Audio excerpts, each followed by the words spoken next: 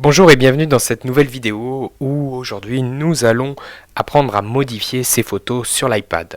Je suis Quentin Colombo et vous êtes bien sur la chaîne Formation. Allez, c'est parti. Alors dans cette vidéo, cette deuxième vidéo sur les photos, on va voir cette fois-ci comment annoter, modifier une photo. Donc pour cela, ce qu'on va faire, c'est qu'on va rentrer dans l'appli photo et on va aller chercher la photo que l'on veut modifier. Alors que ce soit dans la photothèque ou directement dans l'album, peu importe, puisque vous vous souvenez, si vous n'avez pas vu la première vidéo, allez la voir, mais les photos qui sont dans les albums, en fait, ce sont seulement des raccourcis vers les photos stockées dans la photothèque. Donc, mettons que je veux travailler sur cette photo-là. Donc, ce que je vais faire, en fait, c'est que je vais rentrer dessus directement, je ne vais pas la sélectionner, voilà. Je vais rentrer dessus et je vais cliquer sur modifier en haut à droite. Alors ici on va avoir pas mal d'outils qui vont pas forcément être tous très utiles. Je vais pas rentrer dans tous les détails, je vais vous donner ceux qui sont essentiels en éducation. Le premier, quand on regarde les outils qui sont sur la gauche, le premier qui va nous intéresser, ça va être l'outil de cadrage ici. Donc celui que je viens de sélectionner, c'est le troisième de la colonne, qui va vous permettre en fait de recadrer votre photo.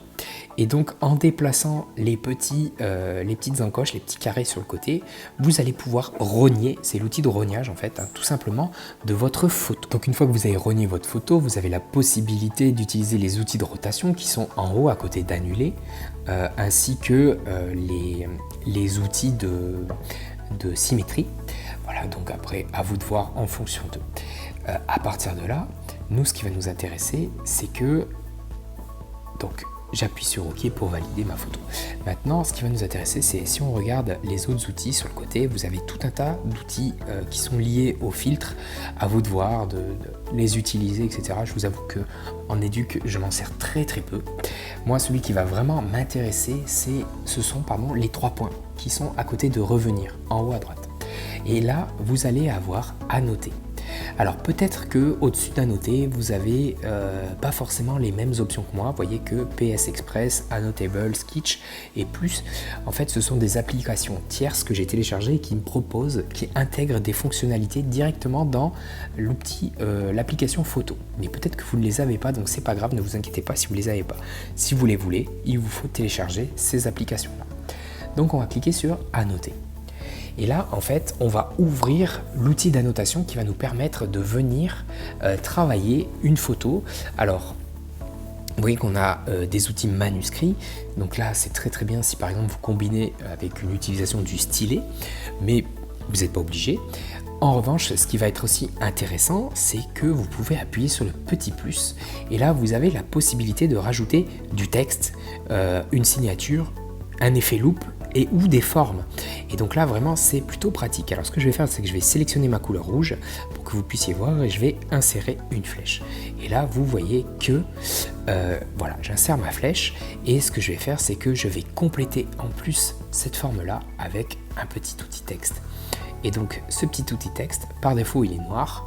Là il suffit tout simplement d'appuyer sur le petit crayon sur le côté et vous pouvez le mettre en jaune par exemple. Et là je vais mettre un petit commentaire. Alors vous doutez bien qu'ici avec la photo de Memoji ça n'a pas trop de sens, mais la plus grosse utilisation tout simplement c'est de prendre des photos des cahiers de vos élèves par exemple, ou des copies, ou de recevoir des photos si vous travaillez en hybride ou à distance, de recevoir des photos et vous pouvez ainsi corriger directement sur les photos. Donc, je vais vous donner un petit exemple avec l'utilisation du stylet. Donc voilà, je connecte mon stylet et je vais faire une petite inscription en rouge. Voilà, très intéressant. J'écris pas très bien, mais vous doutez bien que voilà. Il suffit tout simplement de combiner en fait cette fonctionnalité là. Alors une petite chose, si vous êtes amené à prendre la photo d'un élève, prenez assez large parce que si vous recadrez uniquement sur la page de l'élève, on ne peut pas déborder avec cet outil là, on ne peut pas écrire à côté. Donc si l'élève a écrit sur la totalité d'une feuille de classeur par exemple et que vous souhaitez faire un commentaire sur une rédaction, je prends cet exemple là parce qu'il est assez parlant, il faut que vous ayez une place à côté, soit que vous écriviez dans la marge, comme si vous le faisiez avec une copie, mais voilà, on ne peut pas rajouter une feuille par exemple. Si vraiment vous avez besoin de faire un commentaire un peu plus approfondi, de manière un peu plus... voilà, que vous manquez de place, il faudra là par contre insérer la photo dans un document Pages par exemple, où là vous pourrez faire un commentaire un petit peu plus avancé en créant de nouvelles pages. Mais ça c'est une autre vidéo. Voilà, donc quand on est satisfait, on appuie sur OK en haut à droite et on n'hésite pas de refaire OK. Voilà. Et donc là, vous avez maintenant les bases de modification de votre photo. Il ne reste plus qu'à vous entraîner. Voilà, cette vidéo est maintenant terminée. N'hésitez pas à nous retrouver sur les réseaux sociaux ou à nous contacter par email. Pensez à vous abonner à la chaîne YouTube pour pouvoir recevoir les tutoriels quand ils sortiront. À très bientôt.